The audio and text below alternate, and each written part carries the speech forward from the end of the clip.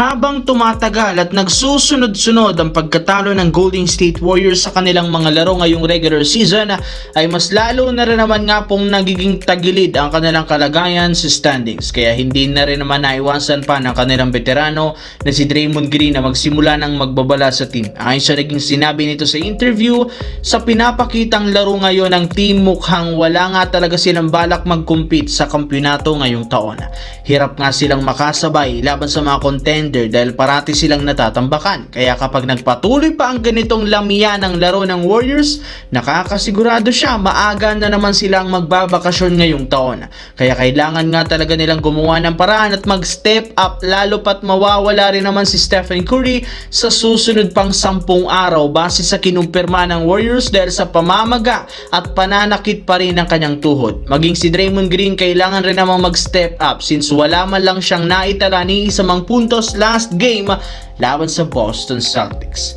Samantala, sa unang pagkakataon ngayong season, magsasama-sama na sa wakas ang buong lineup ng Los Angeles Lakers sa kanilang game mamaya laban sa Los Angeles Clippers. Kaya isang sinyalis ito na maipapakita ng team ang tunay na lakas ng kupunan. At kasabay ng ganyang balita, may lumabas ngang isang good news patungkol sa ibinulgar mismo ni Luka Doncic na nag-request nga daw ito sa front office ng Lakers na kailangan nilang pabalikin si LeBron James sa off-season. Alam niya na magtatapos na ang kontrata ni LeBron sa Lakers at magiging isa itong free agent.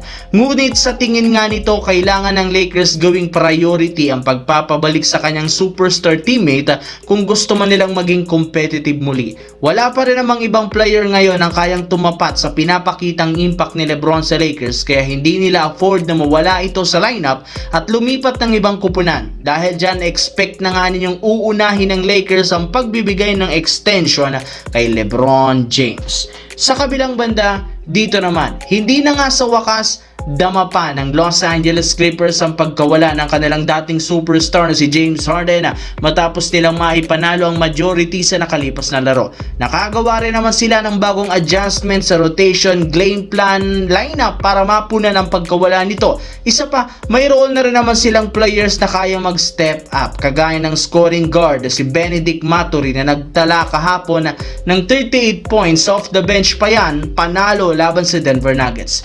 Kahit man ilang games pa lang na paglalaruan niya sa team, gamay na nga agad ang sistema at playing style. Kaya maging si Kawhi, hindi na nagtanggi pang umamin sa interview, natutuwa siya sa pinakita ng kanyang bagong kakampi. Napatunayan na Mathurin na isa siya sa mga key player ng Clippers lalo pat sa kanilang opensa, kaya inaasahan na magkakaroon pa ito ng mas mahabang playing time sa mga susunod na laro. As of now, kapag naipanalo pa ng Clippers ang sunod-sunod ning game, asahan na nga ninyong sila ang uupo sa pang-8 pwesto.